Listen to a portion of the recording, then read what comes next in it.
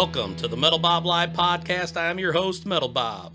Today's show is a crossover show with my good buddy Bob Zerull of Everyone's a Critic podcast.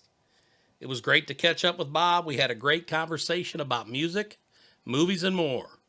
So sit back, have a listen, and enjoy the show. Thank you.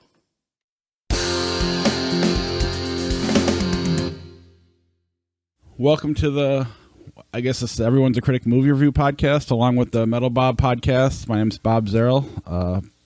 Metal Bob with me. Metal Bob.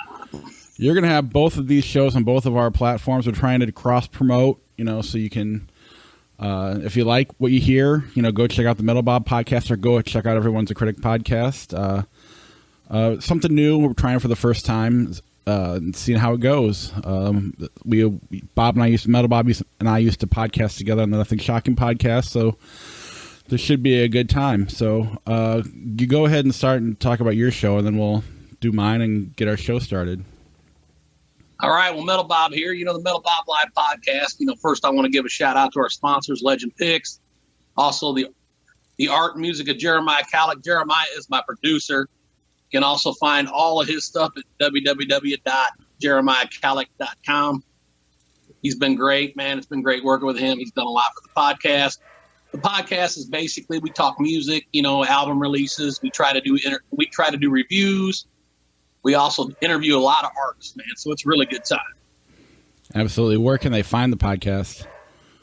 Well, you can find it on Facebook, it's Spotify, iTunes. It's on all your major podcasting platforms. So just about anywhere, just type in Metal Bob Live, it'll come up for you. And those of you who are new to the Metal Bob show but listen to Everyone's a Critic, you hear the dogs in the background. That's because I'm recording, and my wife. It's a long story. Dogs, and I have dogs. It's okay. Dogs are part of the show, man. Yeah, I got dogs too, man. So just give it a chance. They'll probably go off here in a little while. So. They go off. But yeah, we're the Everyone's a Critic movie review podcast. I co-host with my critic friend, Sean Patrick. We record every Monday night, once a week, review all the new movies that come out, along with 30-year-old movies, and we pick a classic. We're at Everyone's a Critic podcast.com and IHateCritics.net. We also have our Patreon page, patreon.com/criticspod. And then our TeePublic page, where you can pick up some of our merch. Here you got our Batman versus Jesus shirt I'm wearing right now. That's awesome. Along with other things. So if you go to TeePublic, or you go to IHateCritics.net, click on the TeePublic link. That's a good way to help support our podcast as well. But anyway, let's get on with our show, and I'll let you get started because this is your idea. Well, hey, man. So first, I'd like to talk about some of the releases that are coming out here. Some of the metal bands that are putting out some stuff. Obviously, I got to promote some LA Guns, man. So they actually have a new live album out now called Cocked and Loaded Live. But they also have an album coming out in November called Checkered Past. It's going to be a brand new album. It's got Tracy Guns and Phil Lewis, together. They've been doing a lot of great things. That's coming out in November. Todd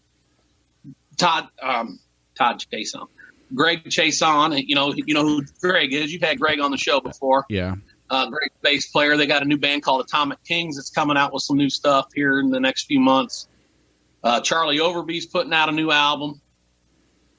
We also have, it's also the 30th anniversary of LA Guns' Hollywood Vampires. So.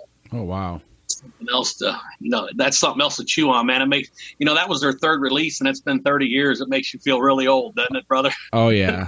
I remember 30 years ago like it was yesterday, and I'm only 41. So, I mean, that's when the memories start, right around that 10, 12, 13, that era. Yeah. And that title, Checkered Past, that's a perfect title for the new album for LA Guns. Have you heard any of it yet, or? Well, they had a song they released back in March of last year, I believe. It was like shortly after the lockdown. It was called Let You Down. And I tell you should really check it out, man. It's one of the coolest, and I'm not just saying I'm a huge LA Guns fan, everybody knows, but it is one of the coolest songs that I've ever heard, man. It was really, really right for the times, man. That's all I can really say about the song. You should check it out. It's called Let You Down. That's awesome. Yeah, they're one of the original bands that inspired that whole scene. They're phenomenal, and I know you were a huge. How many times have you seen them? 50 times. Yeah. Wow. 50 times. I haven't gotten off 50 yet, but there's a reason for that because I haven't been able to go see him. But it's going to happen. Oh yeah, I mean the lockdown was not kind to live shows. Have you been to a live show yet? I think you've played one, haven't you? I did play one. It was a good time, man. We had a couple hundred people down there at the pub in Milan, so it was really fun. And but I did go see Paul Thorne. Oh, nice. Back in April. That was the first show I'd seen in over about almost a year and 2 months. So it was a great time, and I'm looking forward to many more, man. So we're going to go see Candlebox here in August.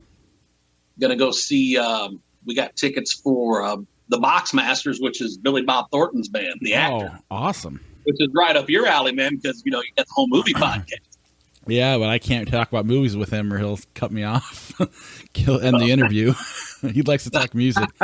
But no, I know. He when it's about the music, it's about the music with him, and I understand that, and I respect that.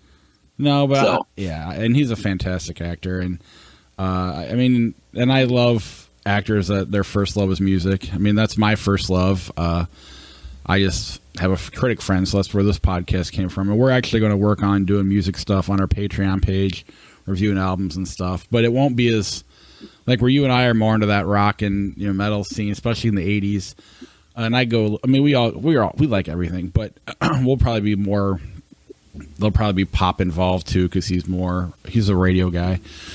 But anyway, yeah, that's cool. I got my last show. What was your last show before the pandemic started?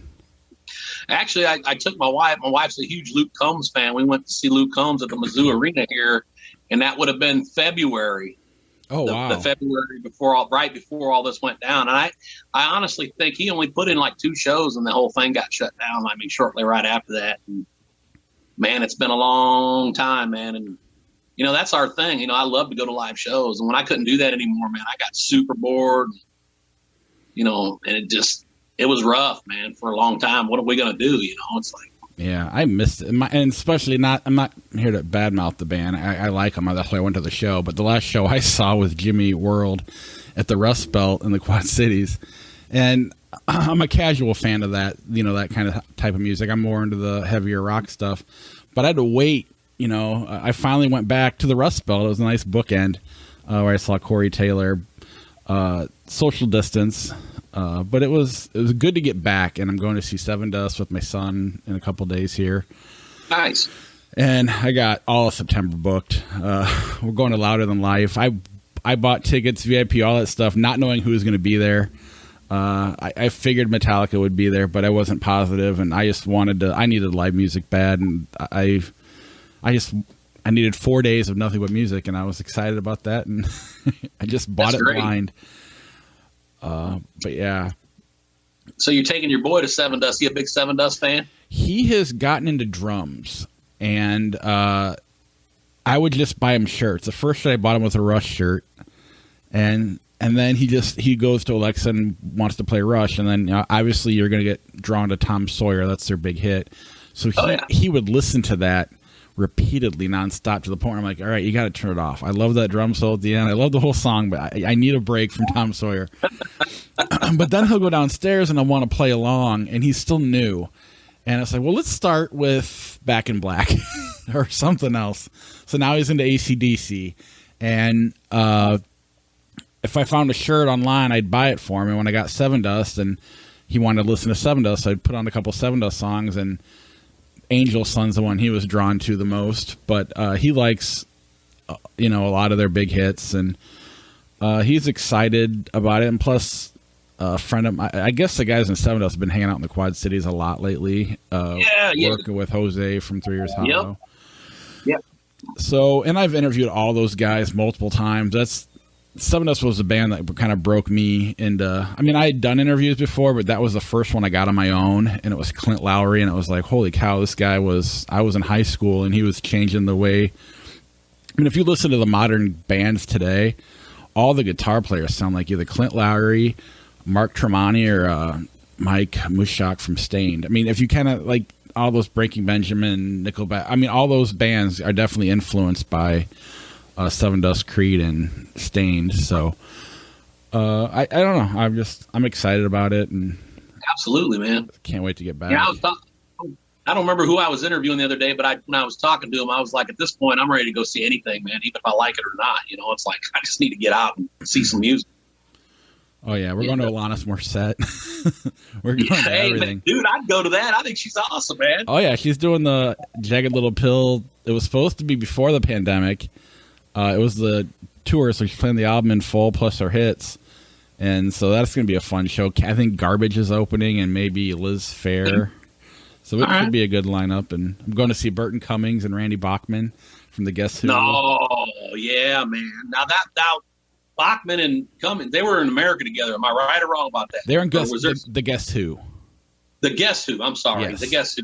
That's what I meant. Yeah, and then Bachman went out and did BTO, and Cummings went solo. But my dad is a huge The Guess Who fan, and when they reunited and came to the Quad Cities, my dad doesn't do live shows at all, but he was like, "We're doing this," and I got like 12th row. Well, I think I got like top 5 rows. I mean, I paid an arm and a leg for the tickets, but it'll be fun to get my dad to go back out to a show again. That's awesome, man. Yeah, dude, I seen they were back together. I thought that was pretty neat. Yeah, they were going to do that before the pandemic too. It's just that's the problem. Is like you mentioned, all the albums coming out, all the albums that came out during the pandemic. You know, everybody did it. Yeah, I'll tell you one thing that I know the pandemic sucked for everybody, and but I'll tell you, a lot of the guys that I've interviewed, you know, and I actually started this podcast like right when all this went downhill, but it was good for me in a way because these guys, they had nothing else going on, so it was real easy to get a lot of these guys on the show. But one thing I did learn from all of them, and a lot of them tell you the same thing, that the shutdown, as bad as it sucked for them not to be able to play live, it was good for them because they finished songs, they finished projects, they got things done that they probably never would have ever got done. Right. They had all this free time to do it, and I think a lot of great things. I mean, as many bad things that came out of, there was a lot of great things that came out of it too. Oh yeah. You know, from their standpoint, you know.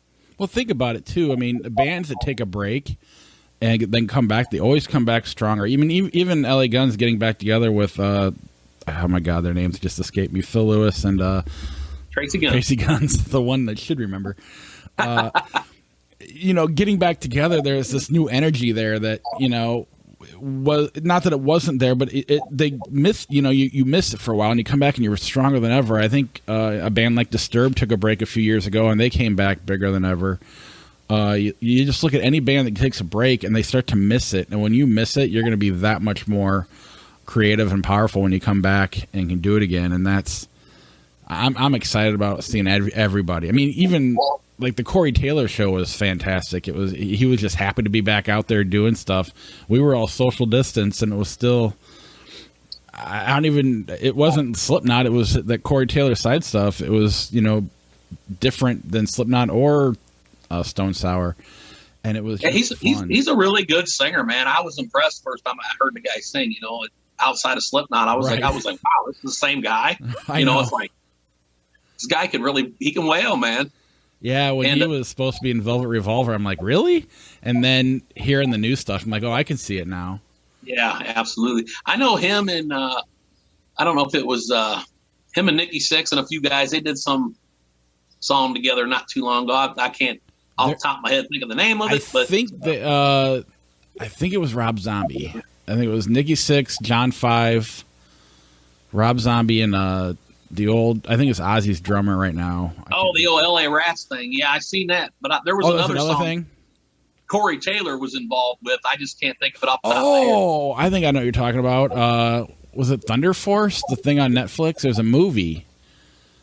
And there was like a super group band. I think Corey Taylor sang in it, and I think Joe Elliott was even in it from Def Leppard. There was a bunch of guys involved in this song. They all sang in it. Yeah, I think Lizzie Hale sang on it. It was, it was basically 6 a.m. They had a bunch of guest vocalists and different things. That sounds right. 6 a.m. is good. Remember, you just go down rabbit hole after rabbit hole.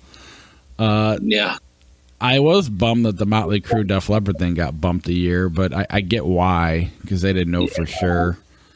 But well, when you're talking that magnitude of people, I mean, I imagine that most of those stadiums are going to be pretty full. So it's like they want to make sure that everybody's got a fair shake in this whole thing. But right. it's hard to believe that, they announced this thing and it's going to take 3 years to get it off the ground. Yeah, but I mean, that's a hell of a lineup. I want to go. It is. The tickets are a little steep, but I've seen all 4 bands, multiple times. I don't, if they fall in my lap, I'll probably go, but I'm not gonna be too concerned if I do miss it. Right. I've never seen Joan Jett or Poison, and I really want to see Joan Jett, and I'm sure Poison's a hell of a time. So I didn't have tickets because they sold out so fast, and the scalpers got them and just jacked the prices up so high. And yeah, but I might try to get them now that they're rescheduled, but we'll see. But it's just getting that's the thing. I spent so much money on tickets that I'm kind of out. So I need to kind of let my savings start to build back up a little bit because I went all out. And there's still more I want to see. Black Label Society's tour. I mean, there's all these tours that I want to go to. Hailstorm's coming to the area, and I hate saying no to anything right now. Yeah, you a big Hailstorm fan? Oh yeah, I love her voice. I'm sure you've probably seen the video of her and Eric Church doing "Damned Old Rock and Roll." Yep. How cool is that, man? I love her. The whole band's how eclectic they are. They're not trying to just be one thing. They're not ashamed to do the country thing. I mean, she was up there with Big and Rich doing the Saturday morning football stuff a few years ago, game day or whatever. They actually went on tour with their church. Yeah. I just remember them doing that song at the Country Music Awards or whatever. When she started singing, the eyes in the crowd got so big. They're just like, wow. It's like, man, it's like they just brought it. And Eric Church, he's kind of a rebel anyway, man. He loves that rock and roll, man. He's the only one that really ever paid tribute to Lemmy when he passed away. I don't know if you remember that. Yeah. They, all these award shows, and it bugs the hell out of me. And I ain't going to get too big into this, but when these guys do pass away, man, it seems like a lot of them get really snubbed on these shows. But Eric Church, he played record year, and he made sure that, they broke into Ace of Spades and put Lemmy. That gained a lot of respect for me. I've always been an Eric Church fan, but man, that guy, he knows, man. He knows where them roots come from. Oh yeah, even the little bit of a Lemmy tribute they did at the Grammys. I think they only did it because Johnny Depp was in Hollywood Vampires. Yeah. And if it wasn't Johnny Depp, I don't think Joe Perry and Alice Cooper have the poll even today, as legendary as they are, for the Grammys to want to do anything for Lemmy. I mean, look what they did to Eddie Van Halen. Not like you said, you don't want to get into it, but it was just like they should have. Eddie Van Halen's like the best. I mean, arguably the best guitar player of all time. He definitely changed the game. That should have been, I don't know, Neil Peart. I don't even know what he got. You can go on and on. Yeah, buddy. I tell you, man, it's John Prine got snubbed, man. There was a lot of guys that, you talk about probably maybe arguably the best songwriter of all time. Right. John Prine got snubbed. It's like, there was people really upset over that at CMTs. I know that, what's his name from the Jason Isbell. Yes. And then his wife, I think it was his wife, they turned in their CMT cards. They were so pissed about it. They're like, you know what? We're done with this, man. He said, it takes 2 seconds to mention the guy. You mention all these other people, man. How can you forget somebody like that, especially a legend like that? It's like, but now I know they made up and that they gave him a bunch of Grammys and stuff after that. It's like, come on, man. Not that he didn't deserve them. He desered every damn one. Oh, yeah. But, it's like, it's all business, and I mean, I look at my daughter and she'd be like Eddie who, and I get it. And that's who they're trying to get.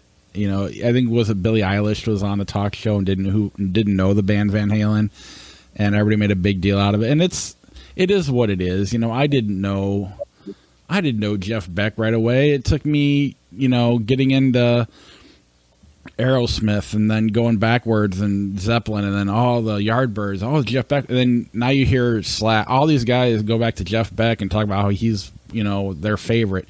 And I didn't know that at that age. And that was when the media was trying to appeal to me. So I get it. It just isn't fun. Right. I think it was, go ahead. Anybody that's had any kind of impact on the industry deserves at least a name mention at these award shows, man. I mean, it is what it is. You got to give them the respect they deserve. Well, You're talking guys that sold millions of records. I mean, how does that not qualify? Right. No, I agree. And then, but I talked to Zach Wilde way back when I was doing more interviews, and I was asking about it because I think, I don't remember what it was, but the Grammys were not being kind to rock and metal, and they really haven't been since. But Zach's like, but you think the pop music fans are pissed off Justin Bieber didn't get a Metal God Award? He goes, who cares? I'm into jazz, and no one's given these guys awards. You like what you like and just like it, and don't worry about what's popular. Right. And he's right. It's just so hard. I don't know. You want to be. I don't know. I feel like all my friends are into punk stuff or emo stuff, and they're specific in the genre they listen to, and I like a little bit of everything. And you're very much like that as well. And I don't have a lot. I mean, I have a lot of friends, but I'll go to Corey Taylor alone. I'll go to the seven. I don't have a lot of friends that share the same music taste as me, or at least as open-minded as like you are, or even when we did the Nothing Shocking podcast together, and Eric was. That's what I'm missing, and I just feel like I want that validation that this is the best type of, what I like's the best, and I want everybody to like it and go join with me. And even my kids, it's hard. Like my son, it's awesome that he's getting into it, and he's going to his drum teacher, and he's asking about the beginning of Walk This Way, and his drum teacher had to look it up on YouTube because he hadn't heard it, and I was like, oh my god, this is embarrassing. No. He knew who Aerosmith was, but he knew Dream On. And I think when he heard it, he recognized it, but it was just kind of like, really? I mean, it's funny, but they're past their 50. They've been around 50 years. So what are you going to, I don't know. Oh, man. I feel you. But I love that stuff. I don't know, man. He just needs to listen to Aerosmith more, man. You tell him Metal Bob said so. Yeah, and my daughter's into that because she went to Target and they had the Rolling Stones and Guns N' Roses and Def Leppard and Aerosmith, and she was like, "Can I have one of these shirts?" I'm like, "You can have all of them," but I'm like, "You gotta listen to the music though. You can't be that fashion person wearing the Metallica shirt around saying you like Metallica." But I know what I've seen these little memes with these girls wearing these T-shirts, and like walking down the street, and there's a guy chasing them. Say, "Hey, name what's one your favorite song?" I actually watched a YouTube video yesterday with James Hetfield where they were pulling out pictures of people wearing his shirts and asking him, "What do you think this person's favorite Metallica song was?" And he didn't know who any. It was like, it was the Kardashians and everybody. I don't know. But good for them getting their money. They deserve it. I'm not. It's a hard business, and this pandemic hasn't been. Not that Metallica's struggling. I'm not saying that, but I'm all for. If it's a fashion statement, whatever. I get the word out, and maybe it'll make a comeback. Right. Oh, absolutely. Man. So what's the new movies out on the horizon, man, that you guys been talking about, man? Yeah, it was weird. We hadn't been back to the theater. The first movie back for me was that Spiral movie, the new Chris Rock horror movie, Saw franchise, whatever. How was that? It was surprisingly good. It wasn't a Saw movie. I mean, it's in the Saw universe, but it plays more like an action whodunit movie. Right. Because, the Saw movies are more about the kills and all that. This has a star. It's got Chris Rock in it, so it follows him. So I found that neat. You just have to, I almost feel like I want to watch it twice to get the Saw taste out of my mouth and then watch it for what it is. And right now the horror movies are doing the best because they're not, that's what came out first, I guess. You know, The Conjuring, The Quiet Place 2, all of those did really well. I really like The Hitman's Bodyguard Part 2. I think Ryan Reynolds and Sam Jackson are a lot of fun. There's a second one. Yeah. And I haven't seen that. I remember the first one had me rolling, man. I almost died laughing in that, man. If that had you rolling, this is even better. Obviously, it's dumb, but it knows it's dumb, and that's what makes it fun. Salma Hayek steals the whole movie, and it is a blast. If you like the first one, you're going to love the second one. Is it available on Netflix or anything yet? Not yet. That's the weird thing is I'm having a hard time. Like HBO Max, or I think it's Warner Brothers, whoever owns HBO, everything that comes to the theater, they're putting on HBO at the same time. So like The Conjuring and that's the one that's off the top of my head. A Godzilla, I think, Mortal Kombat, all those are coming straight to TV. Or HBO Max, so I'm able to see those in my house, and I feel bad because it's like watching a concert on YouTube. It's not the same. Right. I definitely know I would like some movies better in a theater than I would at home. So that I don't know how I feel about that yet, but we'll see. How I didn't go to Fast and the Furious, but that came out this weekend, and Black Widow's coming out. So we'll see how those movies kind of take off in the theaters. I don't want the theatrical experience to go away. That does make me a little nervous. As much as I like watching movies at home, there's something about being in a theater with the group at a certain movie, especially art house movies. I know that sounds weird, but you know, if I want to see something, there's this production company called A20 or distribution company called A24. Everything they do is fantastic, and as much as I like watching them at home, that environment in the theater or a Tarantino movie, there's just something different there. I'd rather watch a Marvel movie at home, even though that you need all the explosions and stuff, than in the theater. But those kind of indie art house movies really play well in theaters, and when you don't have dogs barking and kids walking in and out of the room, it's hard to get into a drama that when you're being interrupted all the time. And so I really hope the theaters stick around. Yeah, that's what I was going to say. You said it, man. Like when you're in the theater, you're there to see this movie. There's no distractions. I mean, you're totally focused on what you're there for. Yeah. Yeah. What's the last movie you've seen lately? The last movie I seen, actually, is it called Fatherhood with Kevin Hart? We're actually going to talk about that this tomorrow when we do our regular podcast. What'd you think of it? I thought it was a great movie. Yeah, I thought that it's a tearjerker, man. And if you're that kind of person, man, I mean, I'm pretty good about keeping my emotions in movies, but yeah, I can. It's a hard one to watch, man. It's a true story, and I was really shocked how great Kevin Hart was. I knew Kevin Hart could act, but he really did a great job in it. Oh yeah, he really wanted to do something beyond what he's been doing in the past, and you could tell. Yeah. I guess now that you brought up the tearjerker part, it's funny because, like, I'll cry, but it's the weirdest movies that make me do it. It's that scene in Almost Famous when they're doing Tiny Dancer in the bus, or in like School of Rock when the kids hit the stage at the end. Those are the kind of things that get me all more goosebumpy and teary-eyed than it is terms of endearment or something like that. Right. Rocky, Rocky, man, hell yeah! Don't be ashamed to cry, Rocky. Oh yeah, man. It's impossible not to. It doesn't matter how many times I see it. I just have to bite my teeth really hard and hope I don't chip anything. Yeah. Let's see. What's your favorite music-related movie? Oh man, favorite music-related movie. I'll tell you, man, I really dug the Queen movie that came out not too long ago, a few years back.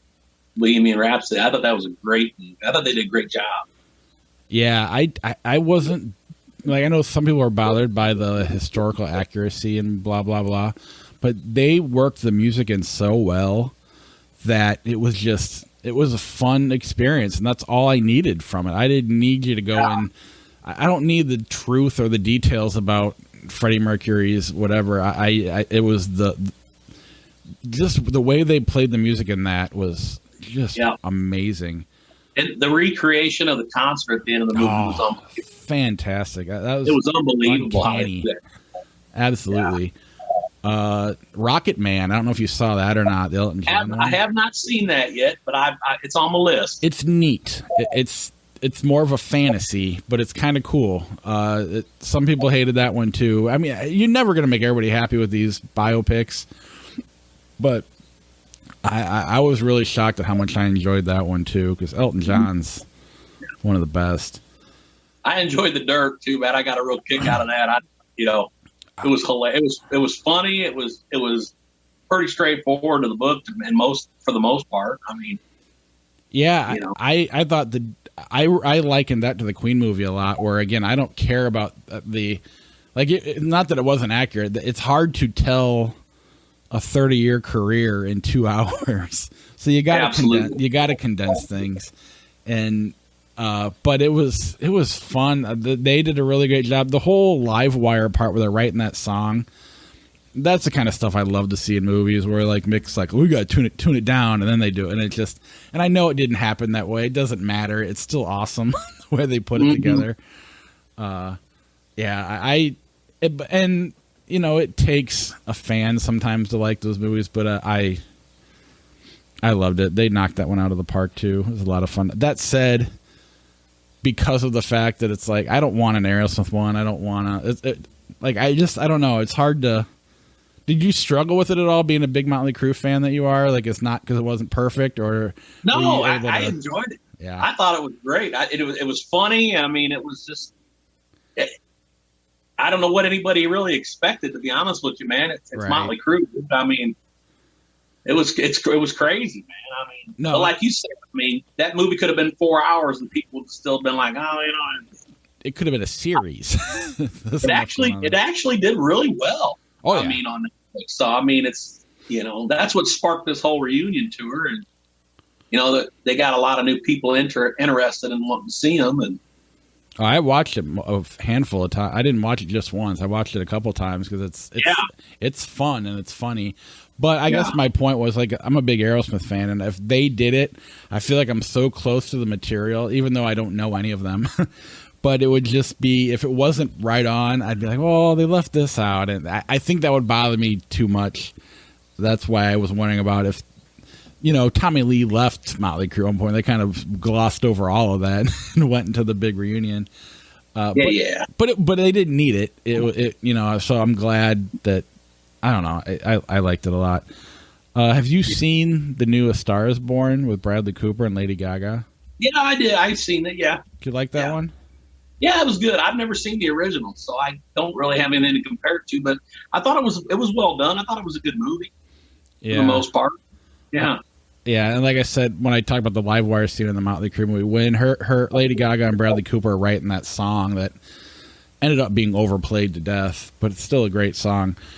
That's the kind of scene. Those are my favorite scenes in movies. Just the creating process. I love watching people try to write songs and collaborate together, and I love when a movie can capture that perfectly. Yeah, absolutely. And I thought that scene did it. That was great, man. Yeah, that was a good movie, man. Yeah. So, but have you ever seen the original? For the podcast, there's actually like 3 before this. There's 4. I think it's 4 different A Star Is Born movies. One is about like Broadway. Was in the 30s, and I think Judy Garland did one in the 60s or 50s. That's the worst. The Streisand one is a little over the top.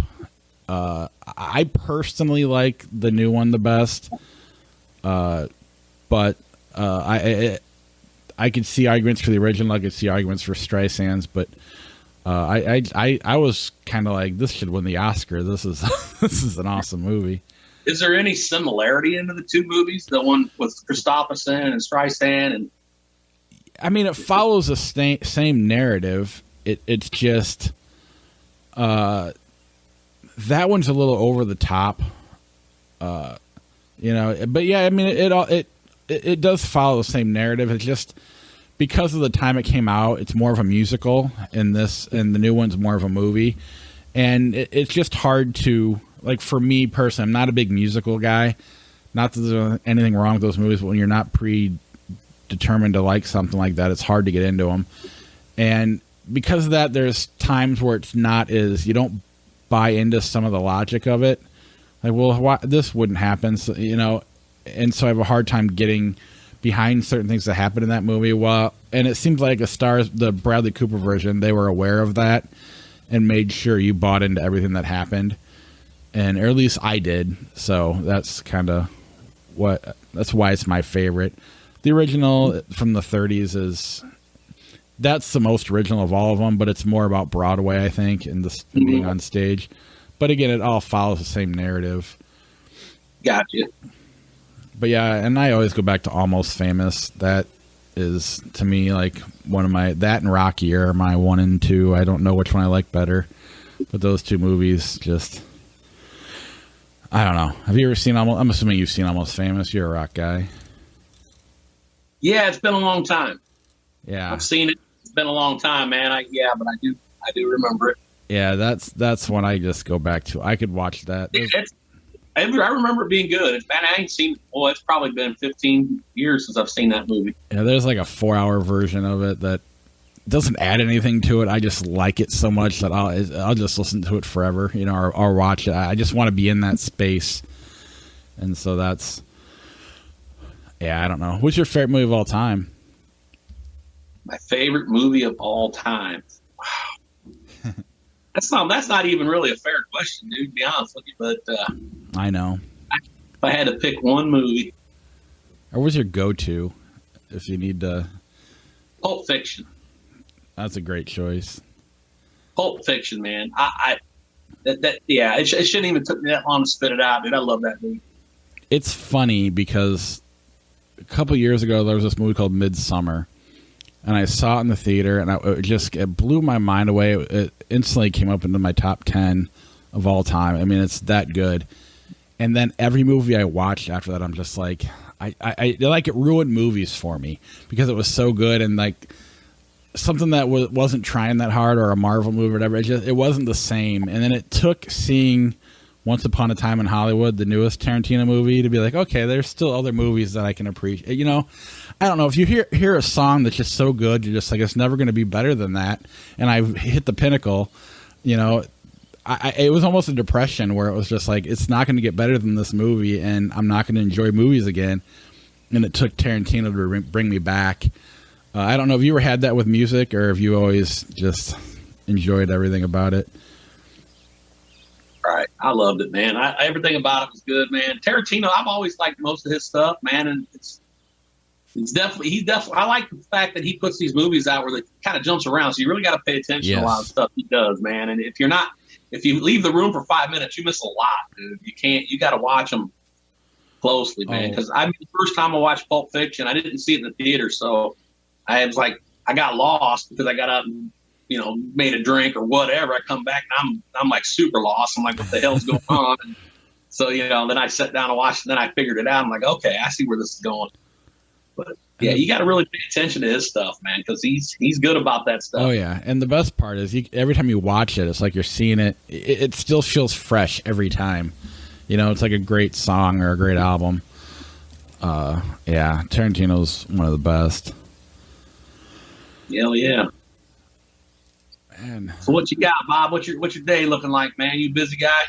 I got to go to work today. It's part of what took me off the Nothing Shocking podcast was I just picked up, like, I'm the president of my company now, and I actually bought it, so I'm kind of an owner. Oh, look at you, man!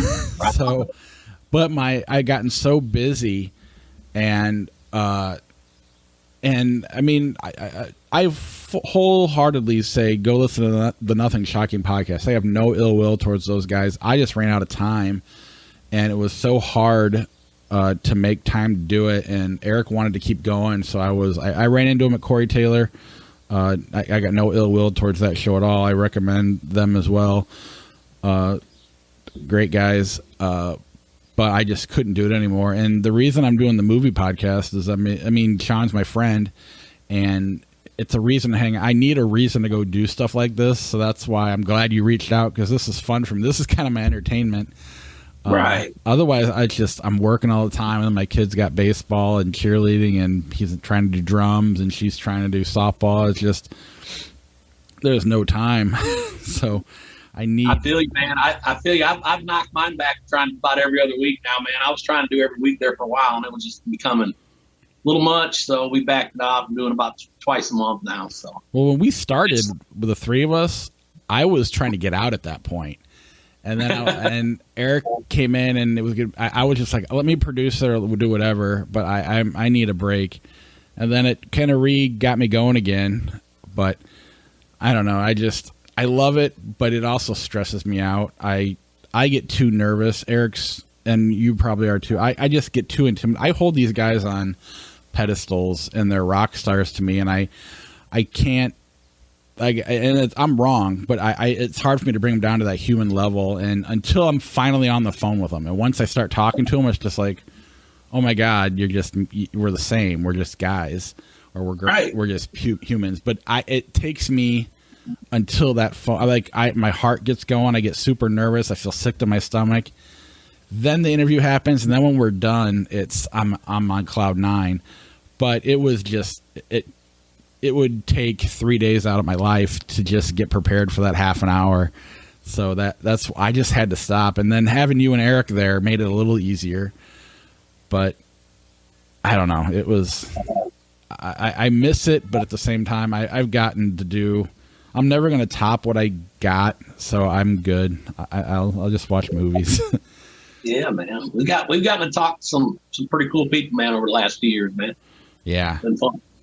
That's awesome, and I'm glad you're still doing it. I'm glad you love it, and how often do you make it back to the Quad Cities? Well, here lately I've been back probably three times this year already, but usually every few months I'm back for a day or two. So I have to when I get a little extra time there, I have to let you know. Yeah, and I need to next time you play a show, I need to make sure it's. I try to find us when I'm not like I have this 3-month window where I can't do anything, and then you never know. So hopefully I get to check you out, because I've seen you play before, and you're amazing. I love watching it, and I appreciate that, man. And I love talking to you. I love hanging out with you. It's this is fun. This is what I'm missing in my life because I'm working so much. So I'm so happy you reached out. We can do this anytime you want, man. It's a good time. So absolutely. Love talking music, man, and movies and anything. They go hand in hand. Music and movies. Oh yeah, absolutely. So yeah, and a lot of movie stars are musicians, man. It's amazing how many of those people play music. Oh yeah, did you watch? I think there's a show on. I can't remember the name of it. I'm gonna screw it up, so I probably shouldn't even bring it up. I don't know. The movie was called American Satan, but then they made a TV show out of it with a bunch of stars in it, but I shouldn't have even brought it up. I screwed it up. Sorry, everybody. Man, I can't remember what we talked about 5 minutes ago. Don't worry about it. But yeah, I don't know. I love whenever you can get music and movies together. That's my favorite movies are in the music world. And honestly, my first love is music. I go downstairs with my son, and we'll just goof around on guitar and drums together. I'm trying to help him go, but he likes to play with me, and so that's like my favorite thing to do in the whole world. So it's just great. Awesome, brother. Well, I know you got a busy day, man, ahead of you, dude. So, all right. Now that you're the big dog, you got to take care of stuff. Yeah, but again, thank you for making this happen, and this is a ton of fun, and I hope we can do it again. Yeah, man, and one time real quick, man, JeremiahKalleck.com, man, that's my producer. The art and music of Jeremiah, man, you guys should go check him out, man. He's got a merch store. He's selling a bunch of different creations that he's made on there. He's got a bunch of T-shirts and different things. It's pretty neat, man. So yeah, and when we put this live, send me all the links. You want me to post in mine, and I can send you my links, and we can go from there.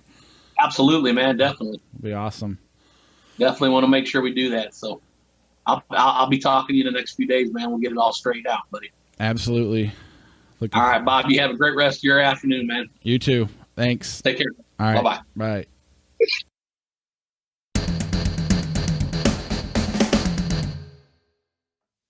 That concludes today's episode of the Metal Bob Live podcast. Please see our website for our sponsor links. Thank you for listening. Metal Bob out.